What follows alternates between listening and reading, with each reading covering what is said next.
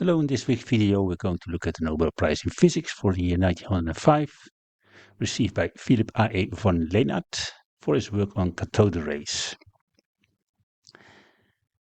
Crookes studies cathode rays since 1879. He starts his lecture. See figure 1 with his self-made Crookes vacuum tube. Cathode rays, unlike light, are bent in magnetic fields. Isolating from outside interference is needed.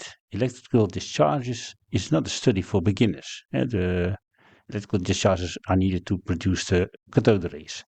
Lenard built in 1888 a very high rarefication air pump. The glass tube had to be airtight and let the rays pass through. Quartz was used for the as material for the cathode, but the test was unsuccessful. You see what he made. But he persevered. In 1892, Hertz discovered that metal leaf transmits cathode rays. He produced the rays in one chamber, let the rays pass through the metal leaf and observe in a second vacuum chamber. Lenard continued and found that the cathode rays came out of the tube and traveled through air, and thus can be studied outside the glass tube. That was for the first time. For that, the intensity of the rays had to be increased, leading to the construction of a new tube. Figure 3, we're going to look at that momentarily. The rays itself are not directly visible, but phosphorescent materials can make them visible. Here you see what he made. A screen of such materials gives light when it is hit by the rays. The rays can be photographed using the same technique as with the ultraviolet light. It showed that the air is much less permeable for the cathode rays as for lights, for about 8 centimeters. Air is even a turbid medium for cathode rays as milk is for light, moet dit zijn, normal light. Figure 4. You see the contraption, the apparatus. What clouds the air? The molecules of the gas. It is even possible to study these particles with cathode rays permeability, for instance, figure 5. Here it is. It's difficult to see anything because the reproduction is not that good. Maybe hope to find a better one someday. The permeability of material for light is unrelated to that for cathode rays. The thickness of the layer throwing the shadows must be chosen with care. One care very a mistake here. One has to be very special care by using different numbers of layers, as in figure 6 is done. We're going to look at it in a moment. No material is completely permeable or impermeable for cathode rays. It always depends on the thickness of the material. Lenard investigated this for many solids and gases. The sole determining factor was the weight of the materials. I think the density is meant, but the heavier it is, the more absorption. It is linear with the mass. I think the mass per volume, but okay. The chemical composition or aggregation, etc., did not matter. This is only the case for cathode rays, not for any other known ray type. On closer inspection, it is seen that the chemical composition has a slight effect. An illustration of the law of proportionality between mass and cathode rays. For absorption of the cathode rays, see figure 7. Maybe we're going to look at it. Here it is. And you can see that different materials let different amounts of the rays through. But again, difficult to interpret because of poor reproduction. Not only absorption but also turbidity is related solely to the weight, the mass of the material. Cathode rays spread in matter because they are affected by the molecules. This is quantitatively different but qualitatively the same for different materials, since they all consist of the same materials, though in different amounts. And that materials are, of course, the parts of an atom. Now more on the nature of the cathode rays. Do these rays take place in matter or in the ether? Sound is in matter, light is in the ether. So Lenard takes position for the ether, clearly. The production of the rays stops when the tube is made a vacuum, but the rays can travel in vacuum, thus there is a phenomenon of ether present, but what kind is still unclear. Lenard designed a new kind of tube, serial figure 9. Here it is. With a window here. So, but he had to stop his experiment to replace heads who had died recently. The cathode rays can pass into the observation chamber as before, and now also the X-rays can do it too, but that was not the case in earlier tubes. Röntgen used this tube when he discovered the X-rays. When Lenard returned to the experimenting, he occupied himself with the idea of Hertz and Schuster. Cathode rays are deflected by magnets. Goldstein had discovered that they are also deflected by an electric field. Both deflections suggest that the cathode rays are negatively charged masses. Later we found that it were electrons, but it was not known at that time. It was possible to calculate the velocity and the masses of the electric charge per mass. Hertz and Schuster came to contradicting conclusions. Probably they took measures inside the discharge tube with a gas present. Lenard's measures took place outside the discharge tube and in a vacuum in the second tube. And Lenard found that the rays behave as if they were negatively charged particles. Thomson also did this kind of experiments, but his experiments were done inside the discharge tube itself. Lenard showed that the particle's velocity could be as high as 1/3 of the light speed, and that its electric charge divided by the mass ratio was 1,000 times that of an hydrogen atom. 1,000 is that probably. Lenard's solution was that the rays are not immediate negative molecules, but streaming electricity without bodies. The first generation of scientists that dealt with electricity tried to find it as particles. The second generation concentrated on the forces.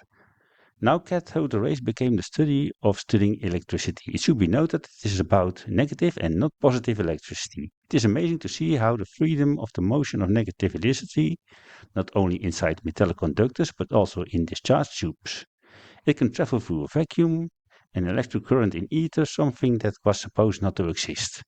Does electricity fill space continuously, or does it have a structure? Known is that the cathode rays do not interfere, indicating that the electricity made of some small parts separated by free space. Helmholtz had already came to that conclusion after Faraday's electrolysis experiments. You see that there is still a search going on. It is here said that electricity has no body, but later we found that it were electrons. And also later it was found they were also waves, but then we are already 10 or 20 years further. And supported this. Let's go back what he supported. Here it is. Okay. So, regarding each luminous atom as an electric oscillator, Zeeman and Lorentz showed that it's a negative mass that oscillates. The electric charge divided by the mass ratio they found is the same as for cathode rays. It seems electricity consists of quanta. Lenard then goes on that Weigert checked his conclusions. Kaufmann, building on Thomson and Heffing side, found that all mass of an electromagnetic nature. This so-called electromagnetic mass theory, which was supported at that time, later it was abandoned, but here it is still very much alive. Negative electricity thus seems to be a state of the ether, is Lenard's conclusion. The elementary electrical quanta are empty geometric centers of electric force, now called electrons. This was later, of course, modified. Not empty geometric centers, but particles, which later also had to have a wave character, but that's later. Cathode rays are thus an ether phenomenon for Lenard. Now on, how are cathode rays generated? They are produced in gas tubes coming from the negative pole, not from the gas. The voltage between the poles determines the velocity of the rays. Thus you have an electric field and it accelerates the negative electrons. The higher the velocity, the lower the absorptibility. Experimenting with very high and very low velocities is difficult, but the problem has been solved. Here you see again the apparatus he used. Yeah.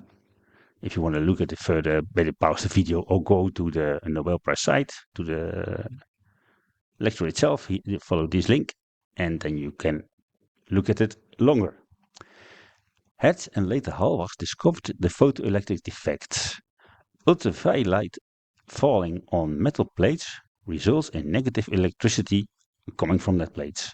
Lenard shows that ultraviolet light produces cathode rays in this way. See figure 10. Sorry, on the way. Here you see the apparatus he used for that. The photoelectric effect also exists in a vacuum, so no gas is needed. It is possible to create very slow moving cathode rays in this way. The light waves make the negative quantum in the atom vibrate so hard that the quantum can escape. The intensity of the light is unrelated to the velocity of the rays. The energy of the rays does not come from the light but from the atom. Thus not only radium atoms but all atoms can emit radiation and perhaps completely break down. You can see that the explanation given here for the photoelectric effect is not the later accepted explanation given by Albert Einstein in 1905. The same is probably the case in phosphorescence and in fluorescence. How are the fast rays generated? This is shown by the Becquerels and the Curies. They observe cathode rays with the speed of light. Figure 11. You see that? Yeah? Okay. Earlier we saw the conclusion that each molecule or atom deflects cathode rays, and it has been found that gases are much clearer, less turbid than earlier observation had indicated. Matter is thus less impermeable than believed until now. This has to do with the composition of the atoms. The constitutions of all atoms are the same, but in varying numbers. Atoms deflect cathode rays. This implies mobile electricity in the atoms. In this way, we find electrical field intensities of unusual high magnitudes. Cathode rays can also be absorbed by atoms. Absorption increases with a decreasing ray velocity. The slow electrons are easily caught and fast electrons are not. A mobile radiation quantum will only stop with the when the electric field is strong enough. An atom has thus an absorbing and a transmitting part. Vesalius' view that the chemical forces of the atom are of an electron nature is thus valid. The fastest cathode rays are only stopped where the electric field in the atom is the strongest, which is there but in a small part of the atom. Lenard states that the constituents of electrically neutral atoms, also neutral dynamics, the electrical negative quanta appear to be much smaller than the positive quanta. This is correct. Lenard ends with discussing secondary cathode rays, the results of disturbance in the atom by the primary cathode rays. These secondary cathode rays investigated by Arrhenius and Thomson explain why gas becomes conductive by cathode rays.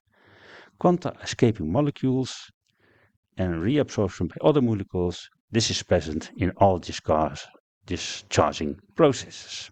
Well, this is a summary, of course, of the lecture. The complete lecture can be found following this link, of course. It will also be in the description of the video. One last thing remains, and it is that Lenard was also involved later in life with the so-called German physics movement, part of National Socialism, so it was bad politics and bad physics. If you want to read about it, you can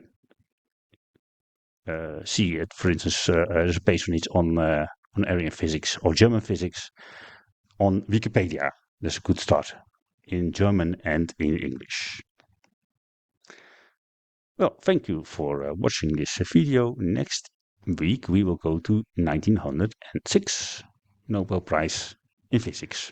Thank you for watching and maybe till another time.